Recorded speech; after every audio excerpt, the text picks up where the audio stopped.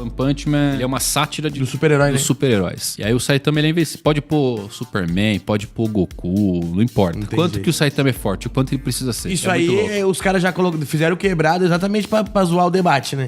Não, é uma sátira, é pra zoar, tá ligado? Tá Ah, ligado? o quão forte ele é, o quanto ele precisa ser. Não importa, assim. O cara espirrou, ele abriu o Saturno com espirro. E ele, o treinamento dele lá, ele perdeu o cabelo porque treinou muito, né? Sabe como é que o Saitama perdeu o cabelo? Como? Muita gente não sabe isso. Ele estava treinando muito e aí ele passou a mão e ele sentiu que tava com um pouco de cabelo. O que que ele fazia? Ele parou de costas num espelho e ele olhava pro reflexo dele pra ver a nuca dele. Mais rápido que o reflexo. E ele mais rápido que o reflexo. Ele virava tão rápido pro espelho pra ver a nuca dele, ó, a viagem. Pra ver se tava realmente caindo o cabelo, né? Aham. Só que qual que é a velocidade que o cara tem que atingir pra ele conseguir ver o reflexo da nuca dele parada, girando e voltando?